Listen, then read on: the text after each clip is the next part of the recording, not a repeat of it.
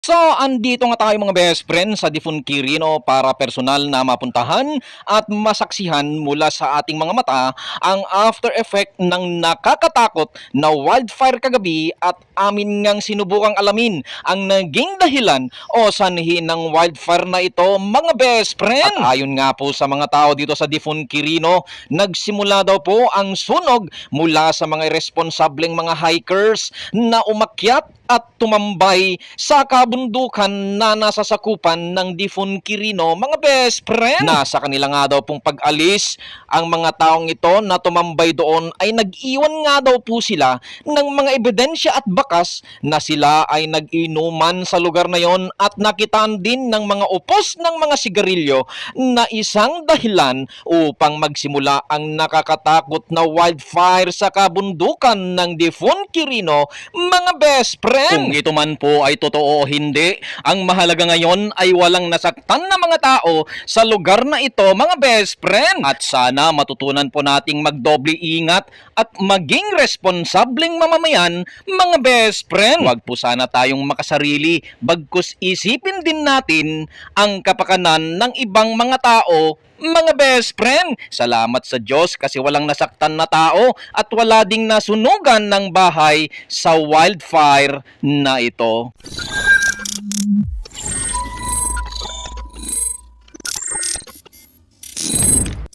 Mga best friend, nandito tayo ngayon sa ground zero nung wildfire kagabi. So nandito tayo ngayon sa Difun. Ito yung nakikita natin na signage. Ayan o, pinuntahan natin yung Difun. Kaso wala na yung letter D, nakahiga na. So ito yung nakikita natin sa highway na signage na Difun. So far ang ganda ng view dito mga best friend. Maganda siya. Yun nga lang nakakalungkot kasi andyan na, andito na rin ito yung ayun yung sapatos ko. Andito na rin yung yung sunog umabot dito. Ayan, kasama natin si Ka-Troops. Ayan. Then syempre yung pangmalakasang Rusi natin. Di ba? Nakarating dito. Easy niyang inakyat yan mga best friend. Ang taas namin Tapos yun yung sunog doon mga best friend, kita nyo yan Yan. Ang lapit sa kabahayan may mga bahay na dyan Kaya marami daw hindi nakatulog dito Yan, sa mga bahay-bahay na to. Kasi nga naman ang lapit talaga mga best friend yan mga bahay Tapos andito lang yung sunog ng mga best friend ang lapit andito lang sa amin, sa harapan ko. Ito yung kamay ko. Ayan lang. Umabot pala dito. Grabe. Pati dito mga best friend sa taas. Ayan kitang kita mo talaga. Ayan. Ay, salamat sa Panginoon. At least walang nasunog na bahay. Sana nga wala. Kasi sabi naman nila wala daw. Wala daw bro, Grabe. Ang lapit sa mga kabahayan dito sa Difun,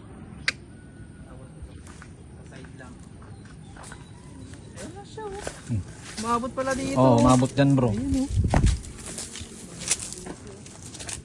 Ayan Kagabi lang to mga best friend. Ayan. Kita nyo Maganda yung view dito. Grabe, kitang-kita mo yung kabuuan ng Difun Ganda. Ngayon lang ako makapunta dito mga best friend. Ngayon lang tayo makapunta. So na-appreciate natin yung lugar. Ganda Ganda. So masayang masaya ako mga best friend na nakarating dito. Kung hindi pa nagkasunog, hindi ko pa mararating tong lugar na to. Ayan grabe. Ganda Sarap magpalipad ng drone dito. Kaso nakalimutan natin kunin yung drone natin. Sayang. Ayan yung ating motor. Si Ka-Troops. Yun So yung bundok na yun mga best friend, kuweba yun Nakalimutan ko lang kung anong pangalan nun. Yun yung bundok na yan. So ito na yung 4 lanes. Ayun na pala yung 4 lanes. Yun yung 4 lanes mga best friend sa Difun. Ayun mga best friend, so pinuntahan lang natin, curious lang tayo. Siyempre concerned din tayo, taga Quirino tayo. So pinasyalan natin tong pinaka ground zero.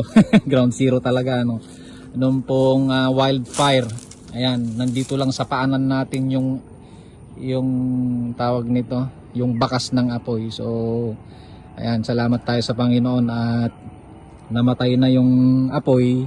Imagine nyo saan kami dumaan dito. Parang walang daanan na mga best friend, pero meron.